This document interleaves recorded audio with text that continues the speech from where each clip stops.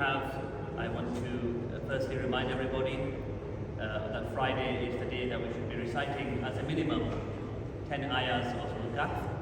So we need to lead by example as parents.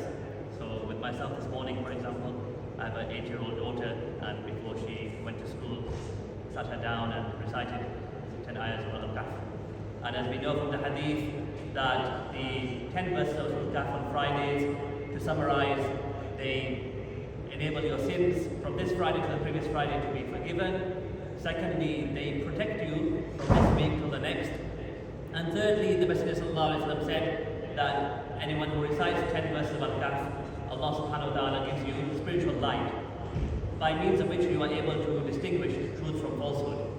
Because not only do these ayahs protect you from the Dajjal himself, but we are living in the Dajjalic system. Now the word Dajjal, it means to confuse and to deceive. So we're living in very confusing and deceptive times. So when we recite Al-Kahf, inshallah, we'll be able to distinguish the truth from the falsehood, the right from the wrong. The second thing is that our Messenger ﷺ has told us in many hadith that our actions are conveyed to him. The angels present our actions to him, and they tell him that your so-and-so servant from Oadby or Wixton, the son of so-and-so or the daughter of so-and-so did this good action today. And our Messenger ﷺ said that when your actions are shown to me, فَإِذَا وَجَدْتُ خَيْرًا حَمِدْتُ اللَّهِ. When I see that you've done something good, حَمِدْتُ اللَّهِ, I praise Allah subhanahu wa ta'ala, I become happy.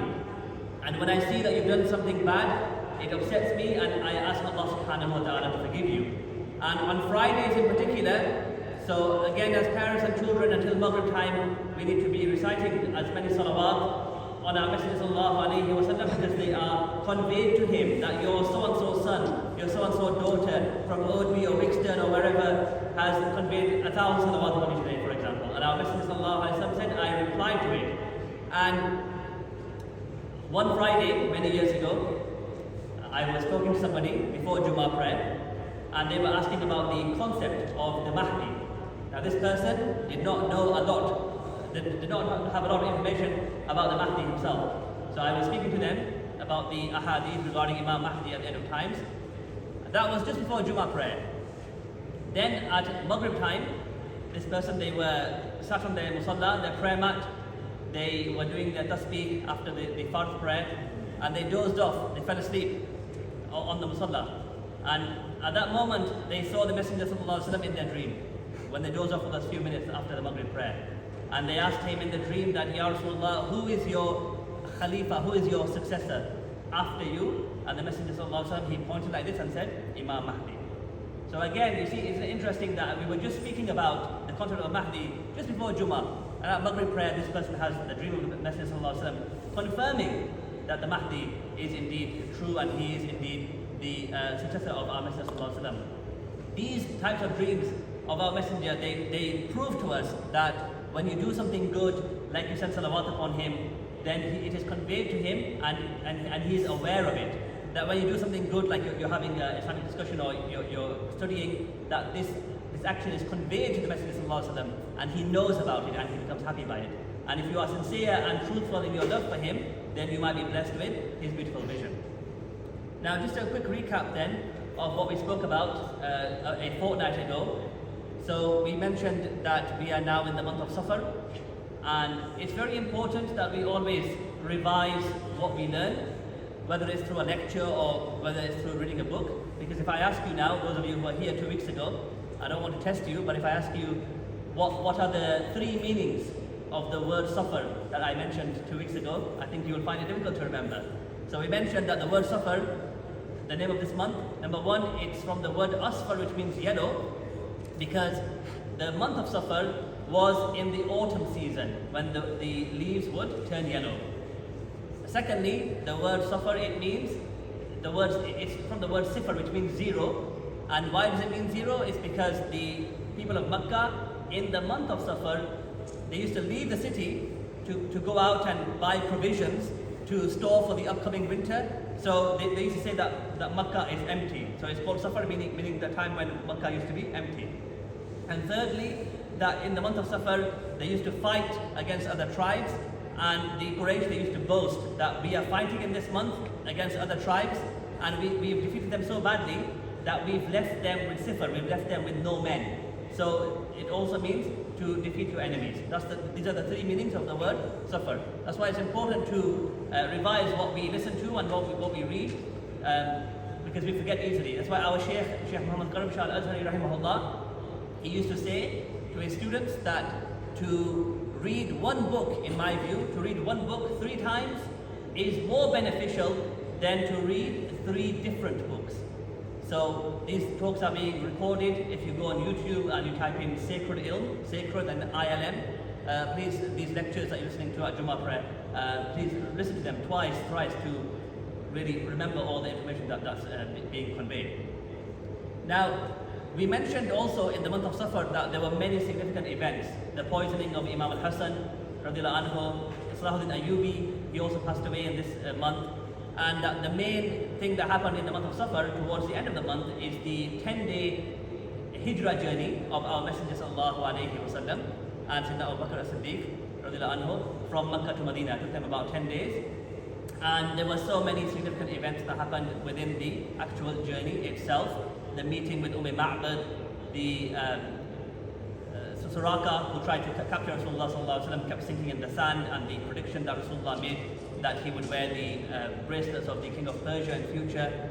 Many interesting events, the event of Suhaib al-Rumi, the attack on the Messenger sallallahu alaihi wasallam's daughter Zainab when she was migrating, when she was attacked by Habbar bin Aswad, who later repented and became Muslim, and even our Shaykh is actually a descendant of Habbar bin Aswad.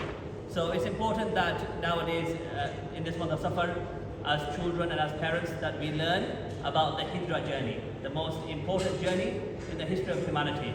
So what I try to do is, with my children, children normally ask for a bedtime story, tell them a story from the Hijra.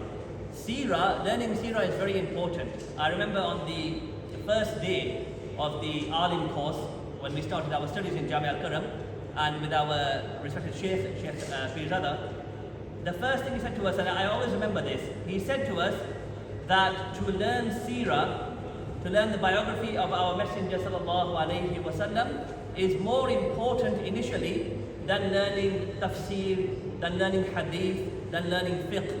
Why? Because if the enemies of Islam, which they always try to do, that they try to find any episode, any moment in the Messenger sallallahu alaihi wasallam's life when they believe that he was unjust or that he was not truthful. Now, if the enemies of Islam, if they were successful in proving just once in the 63 years of our Messenger sallallahu alaihi wasallam's life that on one occasion, according to them, he was unjust or he was untruthful and so forth, that would put the entire literature of Islam, the entire hadith, the tafsir, the fiqh, it would put it all in jeopardy. So it's really important that every single one of us living in this country, that we learn Seerah inside out, and we read as many books on Seerah, because the entire authenticity of the Quran, its preservation, the tafsir, the hadith, the fiqh and so forth, aqidah, all of it is dependent on the accuracy of the Seerah. So I hope that this month, inshallah, we will all be reading the Seerah, especially the amazing events that happened during the Hijra journey, because that occurred in the month of Safar.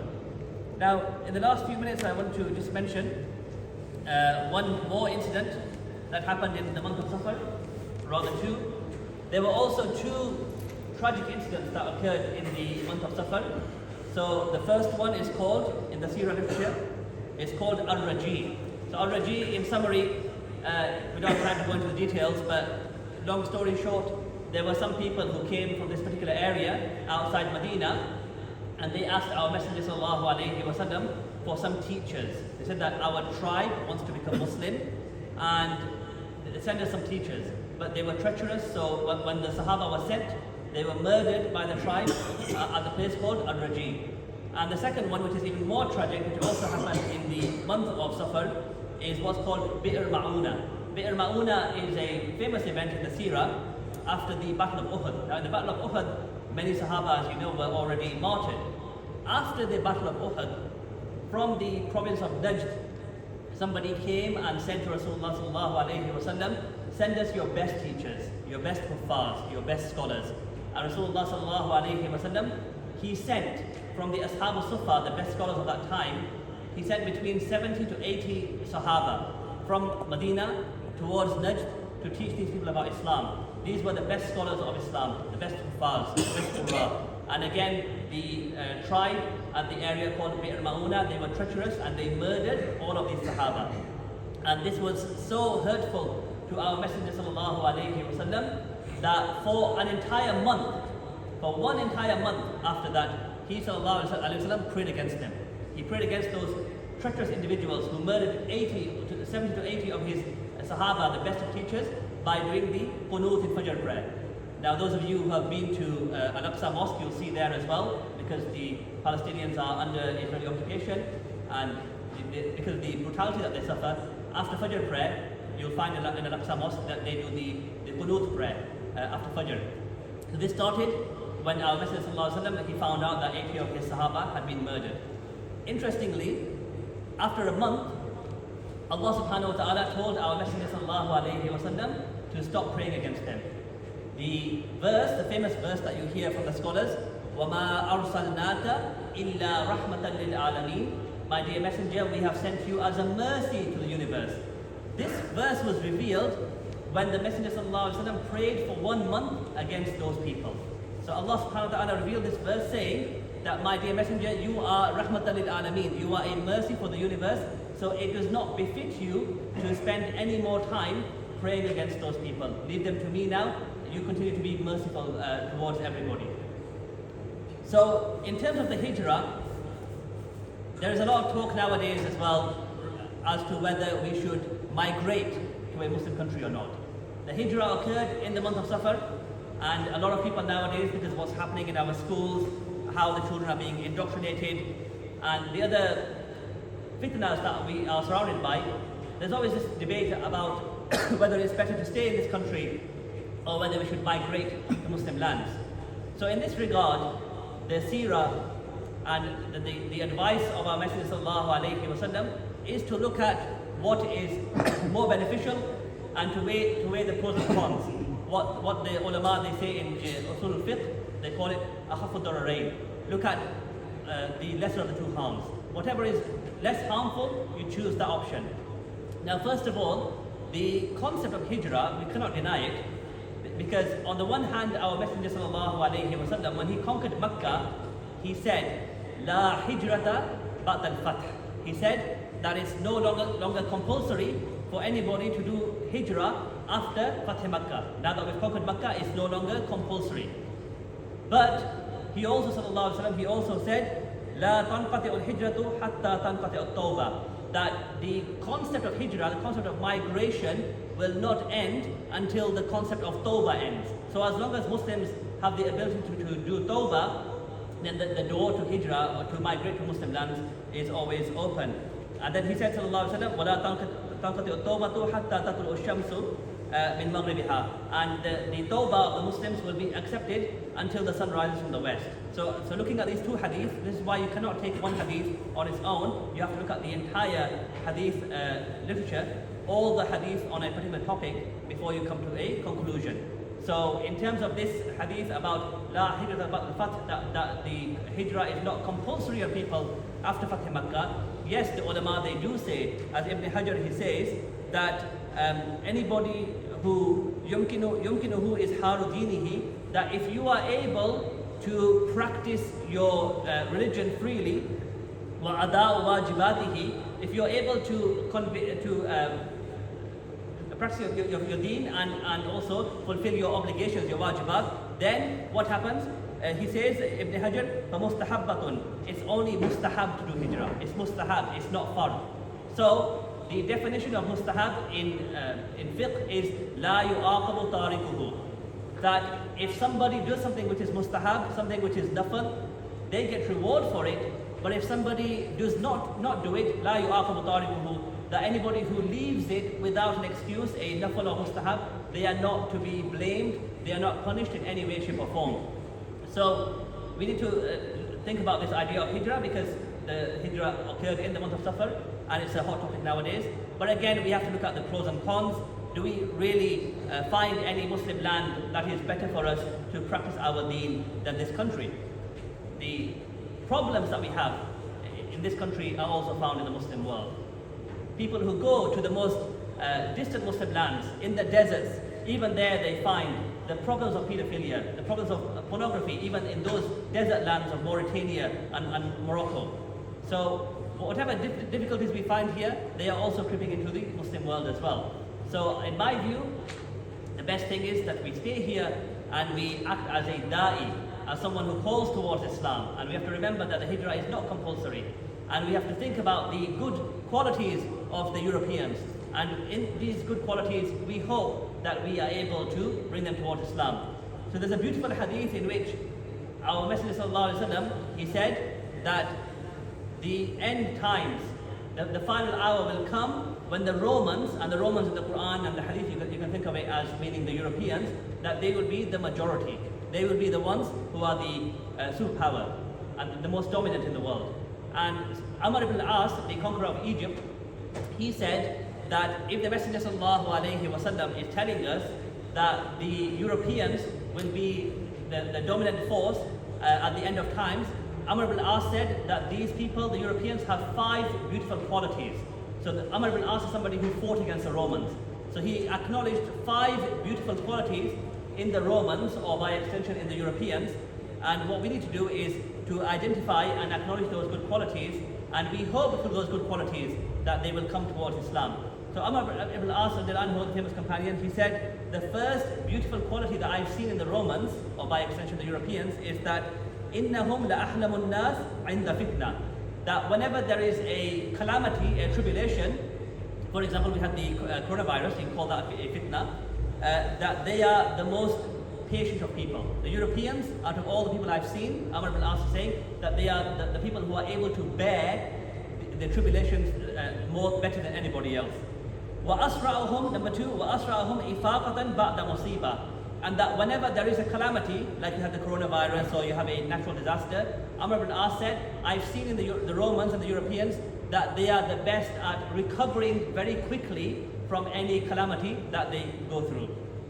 And number 3, he said, وَأَوْشَكُهُمْ قَرَّةً بَعْدَ فَرَّةٍ. That the Europeans are the best, that when they are defeated militarily, they are the best at returning after a military defeat. We see, for example, that in the time of Rasulullah sallallahu alaihi wasallam, that the Muslims easily defeated the Persian Empire.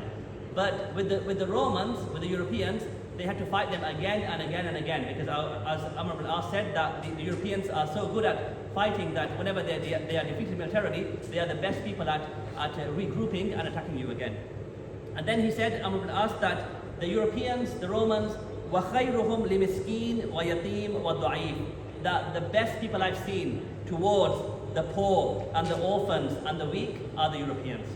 And we see that ourselves. You see, for example, with the Red Cross and many other charities that the Europeans have to help anybody who is poor, who is an orphan, who is needy, who is weak, irrespective of their faith. And then Amr ibn al-As said, the 5th beautiful quality that I've seen in the Europeans is that وَأَمْنَعُهُمْ مِنْ ظُلْمِ الْمُلُوكِ. That the Europeans are the best in stopping their kings and their leaders from being oppressive towards their people.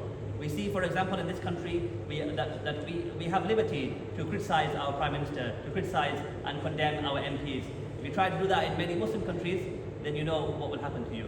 So we pray that Allah subhanahu wa ta'ala helps us to reflect upon the 5 beautiful qualities of the Europeans as identified by Amr ibn al-As, and that inshallah he helps us to spread the deen here, that the option of hijrah is there, but to stay in this place and to do this jihad against any difficulties that we see is definitely more rewarded. Our Shaykh Muhammad Al-Azhari rahimahullah, he once came to the UK and he asked one of his students in the masjid that what are you doing these days? And the scholar, the imam, he was quite depressed. He said that I spent about 8 years studying the alim course with you in Pakistan, and look at me now, I'm struggling to find people to even learn Alif Ba Ta Tha from me. Shaykh Karam Shah said that those of you here in the West, in Darul Kufr, when you teach the basics of Islam, even Alif Ba Ta, Allah subhanahu wa ta'ala will give you more reward than people like me who are teaching the advanced books, the tafsir and the hadith, the advanced alim course in countries like Pakistan. So even a little bit of what you try to do here, you will get more reward than those of us in Muslim lands. And I started by mentioning a beautiful vision of our Messenger sallallahu alaihi wasallam, so I'll end with this as well. That somebody who I knew when they were coming to the UK for the first time from a foreign country, they were blessed with a vision of Rasulullah sallallahu alaihi wasallam. And in this vision, our Messenger sallallahu alaihi wasallam, he was wearing armor as though he's prepared to go to battle. And he was looking towards Britain, and he sallallahu alaihi wasallam, he described this country as Ard Mubaraka and Ard Ma'raka. So Ard Mubaraka means it is a blessed land, and indeed it is in many ways a most blessed land. And then he said it's Ard Ma'raka, which is why he was wearing armor. Ard Ma'raka means a place of battle. It's a place of the battle of ideas. So we have a battle of ideas here, but we have to acknowledge that we are in a very blessed land. So I personally have not seen anybody from those who, my colleagues, imams and scholars and even non-scholars who have migrated to Muslim lands, many of them, after a few years, have ended up coming back because they've found that the grass is not greener on the other side. So as our Messenger sallallahu alaihi wasallam told this person in a vision about a decade ago that this country and Europe is Ard Mubarakah, it's a blessed land, and it's a place of the battle of ideas. So we pray that Allah subhanahu wa ta'ala helps us to appreciate the good qualities of the Europeans as mentioned by Amr ibn As. May Allah help us to be grateful and appreciate all the blessings that we are living in here, many of which we do not find if we were to do Hijra to a Muslim land. And may Allah subhanahu wa ta'ala also help us to win and to be dominant in the battle of ideas that we see here, inshallah.